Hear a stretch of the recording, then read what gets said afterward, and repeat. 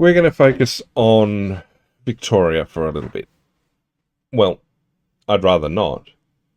We had the discussions repeatedly, articles over the last few weeks about Victoria's ban on machetes and South Australia's knife ban as well. But the idea that they were going to have...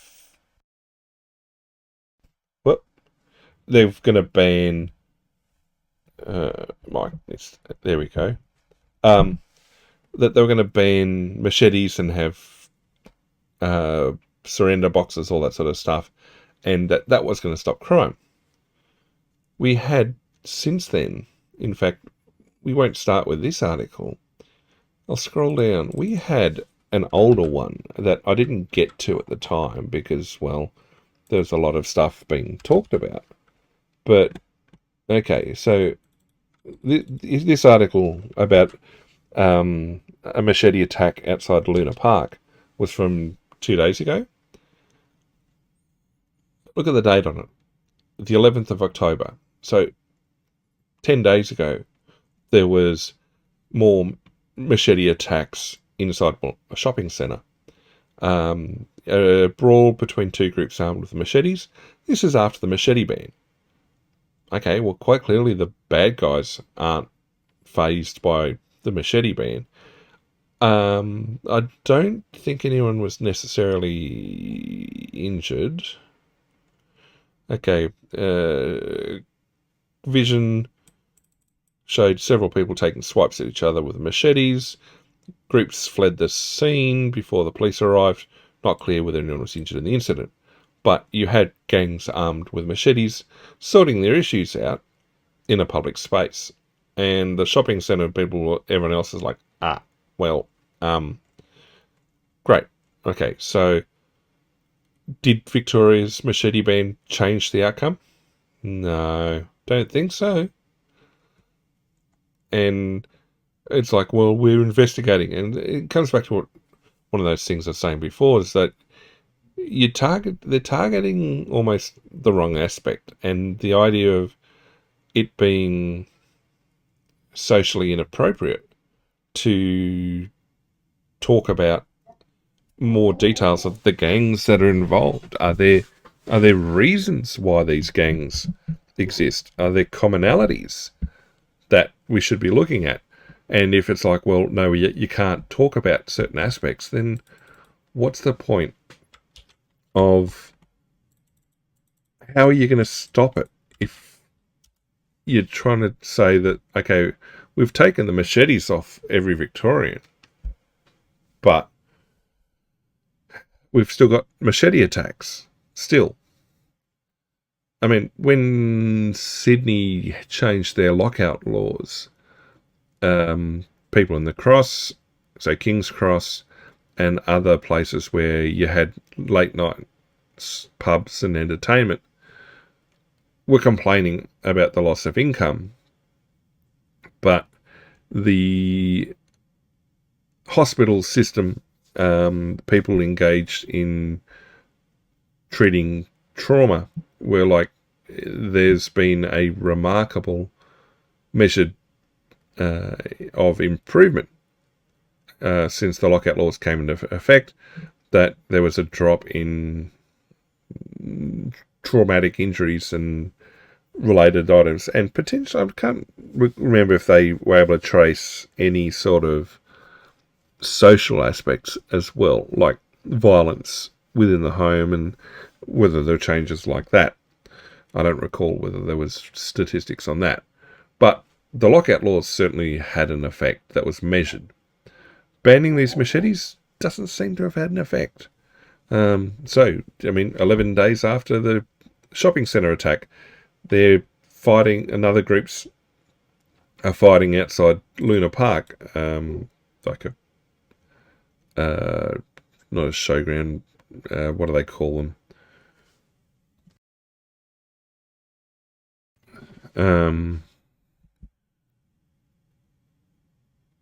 Well, it's a Luna Park in Sydney too, but this is the Melbourne one. Well, Luna Park.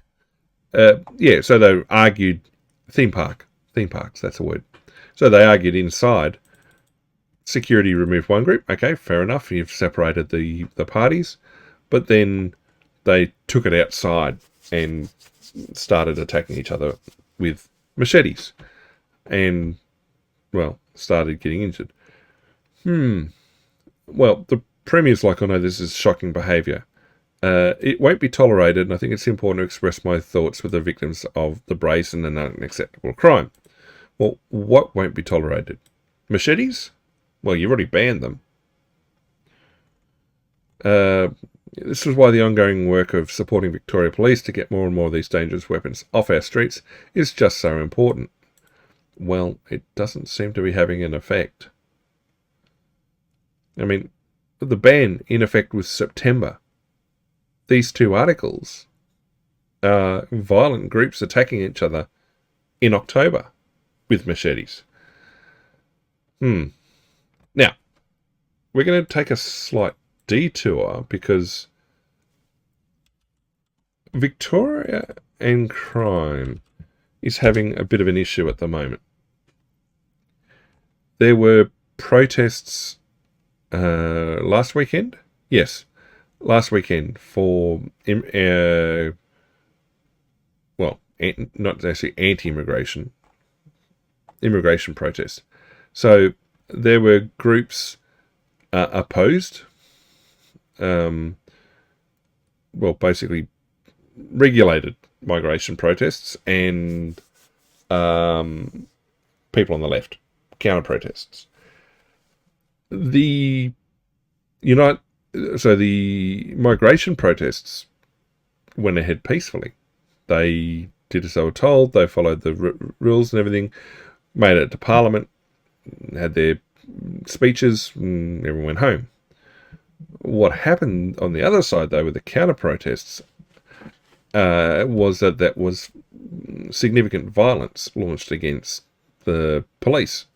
And so the way the news and articles initially posed it was, it seemed that it was clashes between the protesters and the police got in the way of it. You read a little bit more into it, and it was not quite black bloc. It wasn't even black bloc, but there were elements within the counter protests that were there for violence and engaged the police in violence. And so it says chaos broke out when the police put up barricades to force the two groups to stay apart. Okay, fair enough. Not a police state, we have the right to demonstrate. Well, I guess. Two officers ended up in hospital after rocks, glass bottles and spoiled fruit were thrown. The Premier's come out again and said what happened in Melbourne yesterday, or over the weekend, was a violation of that obligation that everyone has in a democratic society, that should you choose to protest, you must do so peacefully. Well, unless you're protesting the lockdowns, in which case the police will just pepper spray your grandma. And that you can protest as long as you want, as long as you stay on the side the government wants. So, yeah, it's... So what happened yesterday wasn't just unacceptable, it violated that principle, and they shouldn't have had that level of violence perpetrated on members of Vic policing. It was just disgraceful, okay? People arrested, blah, blah, blah, blah, still looking for people from CCTV and body cameras, etc., blah, blah, blah, blah. All right, we're fortunate there's only those relatively small numbers given the amount of members we had and the levels of violence that confronted them in terms of injuries sustained. It's an unsafe place for our members to be on a line.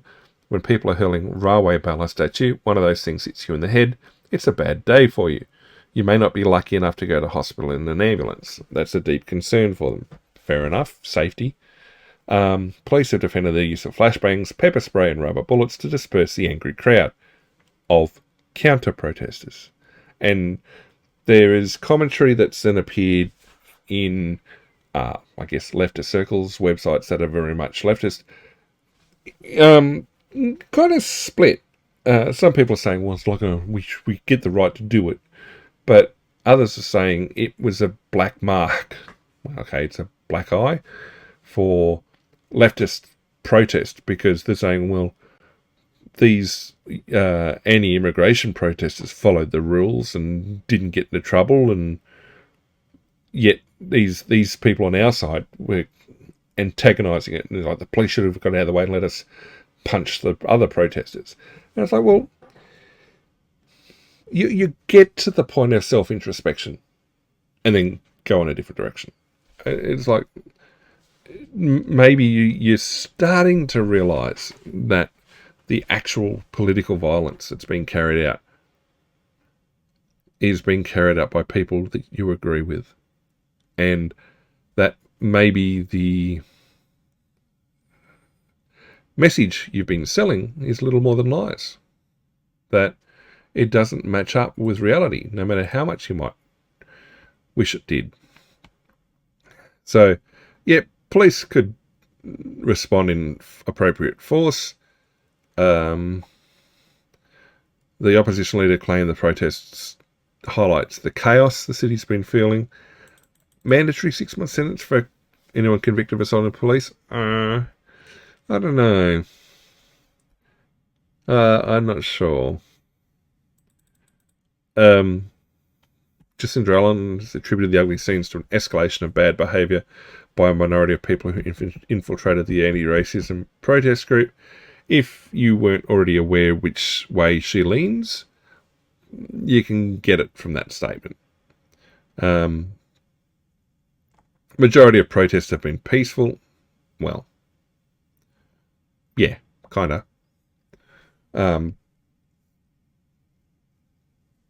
But yeah, so it's pushing through.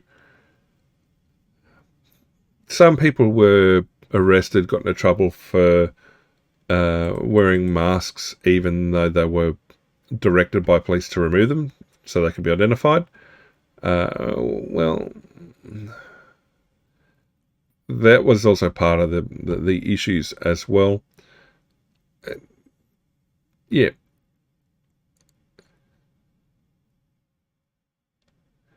So, I mean, so that's also part of it too. Where I scroll away from it.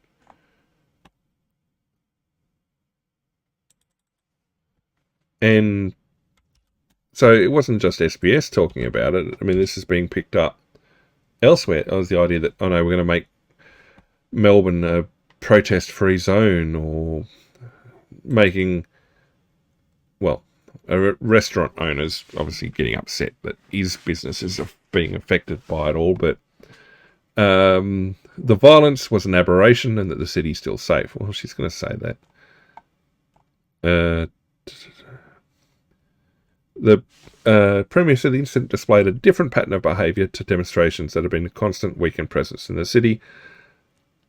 Well, only if you weren't looking. All had enough of a smaller number of people who were choosing to bring violence to our streets. Yeah, even people in the counter-protesting community were like, it wasn't all of us. There were not necessarily identifiable subgroups, but there were people there, not so much anarchists or black bloc, but there were people there to engage in violence, really. Including a ban on face masks and terrorist flags and symbols will be introduced to Parliament next month. That will be interesting. If it comes through. So, yeah, people want a temporary ban. Okay, even the opposition leaders are like, no, you shouldn't ban protests, but you should be given more powers to ban violent demonstrators. Yes, that's fair enough. When would it happen? And that's the problem. Once you enforce something like this, it's like the lockdowns. Once you enforce something like that, you've got to be very, very careful about how you run with it, because it's easy to vastly overstep the mark and cause issues. So, I mean, you've got the right to peaceful assembly, which covers the right to protest, and that's out of their Charter of Human Rights and Responsibilities. And does that, though, suppress the rights of other people who want to access the city when they're not protesting, well, it's, yeah. So yeah, 2 police officers were injured, and there was I'm not sure if we see it in the next article, but the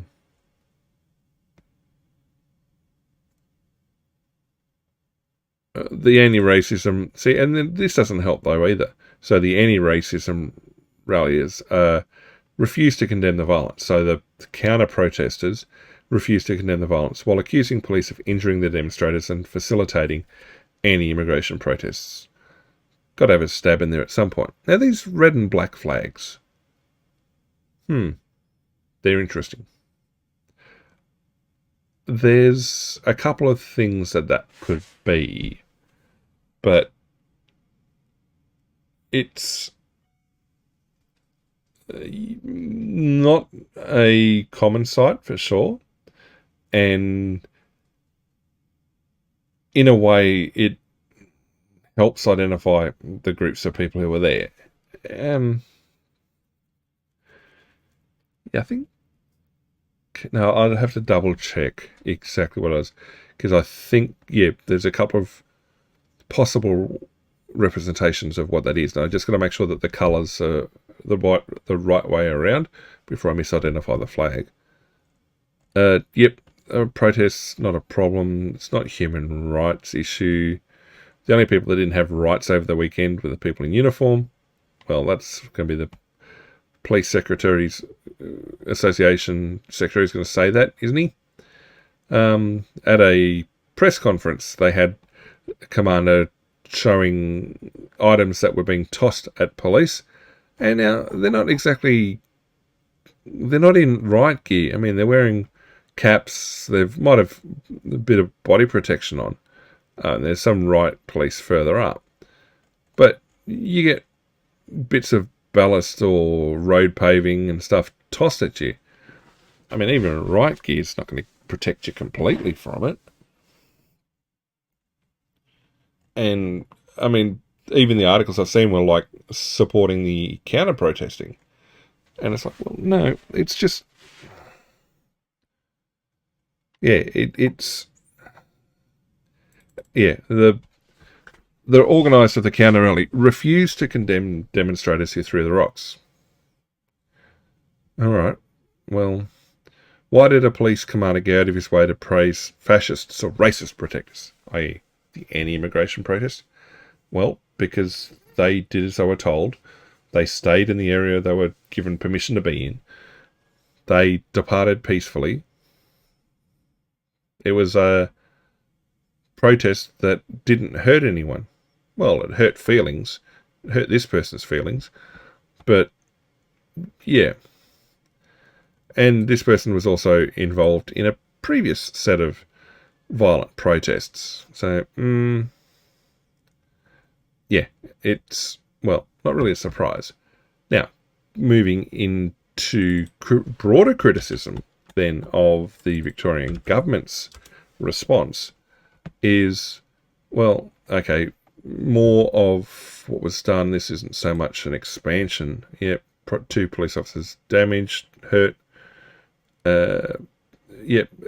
Now there people are starting to go, well, hang on, well, what's happening in the rest of it? There was footage of an apparently unprovoked stabbing in the middle of Melbourne, Spencer Street. I think she suffered a punctured lung as a result. Just completely random. That same arguments as from the other articles. Now, you can't see the names of the organisations running a bunch of these, but Workers Unite to Fight the Right.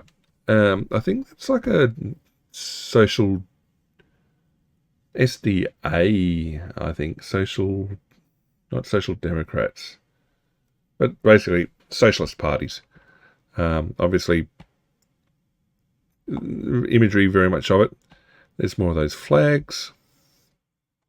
So there was a bunch of protests around the country, but the Melbourne ones were largely the ones where there was violence, really. I mean, only 40 of the protesters were violent. Again, she shouldn't conflate them with peaceful protests. That's an expansion on that previous statement that was there. She's also said, yeah, so the question is, why is Victoria so different?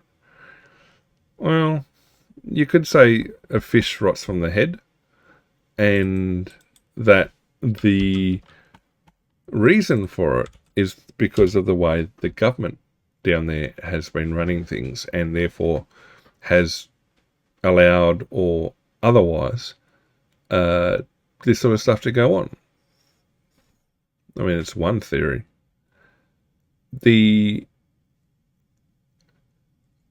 One of the other articles I put up, obviously an opinion article, but it's calling Jacinda Allen's response tone deaf, and presumably it's going to be exactly the same sort of thing, but it's claiming that the Premier is, well, either deaf or blind in terms of what's been going on. Yet, again, she makes the claim that no, it's only a small number of people and this is all okay. And so the idea here is that it's a design feature of what was promoted as a counter-protest. So in other words, they were always setting out to have violence and be prepared for violence.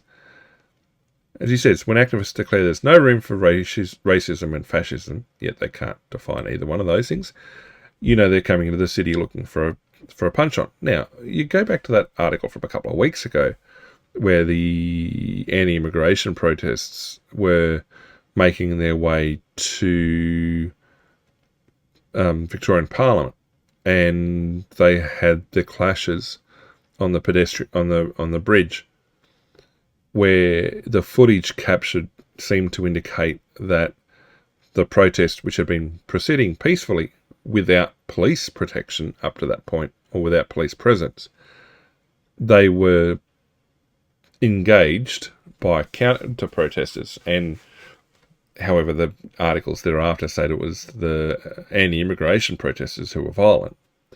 Well, they just happened to win the fisticuffs, but ended up getting police presence from there on, and everything went peacefully. So the whole thing, like I said, people are starting to wake up and say, like, well, hang on, we keep saying it's these anti-migration protesters who are being violent, it's the right being violent, but every example that's coming forward recently is not. So what should we do about it? Or what should be done about it? Okay, the restaurant owner, them talking about it, seems like it's pulling together all those other articles. Same again. The opposition, the police association, and Jewish community groups want to permit this. Well, what about other community groups? I mean, I don't know that anti-Semitism in Victoria is that big, but at the same time, protesting what Israel was doing in Gaza doesn't amount to anti-Semitism. There are some Jewish community groups or some Jewish special interest groups that seem to take the point of view that any criticism of actions by Israel or policies and things like that is anti-Semitism. No, it's like saying that you can't criticise the actions of Julia Gillard without it becoming misogyny.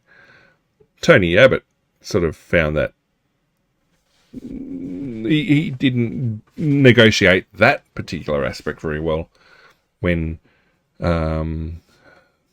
she laid into him in Parliament saying that he was being misogynistic with what he was doing. I just don't think he was prepared how to defend himself in that regard. That's going back years ago.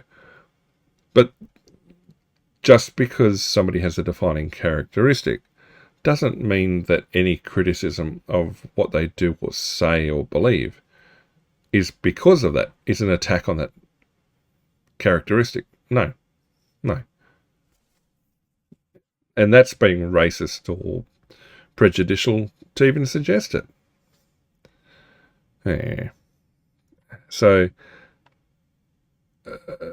okay, that's why they're involved, because there was a synagogue burnt down. So, yeah, they want to stamp out extreme and radical influences in public protests. Well, outlawing terrorist flags. Again, how do you define a terrorist flag?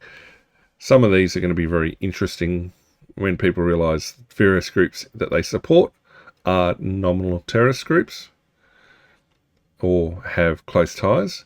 So it's, yeah. Their claim here is that the Premier needs to accept Melbourne's protest problem goes beyond a small number of demonstrators. The claim is that it is a lot more pervasive. So, yeah, there's carjackings, aggravated burglaries, domestic violence, everything's spiralling. Continued machete violence,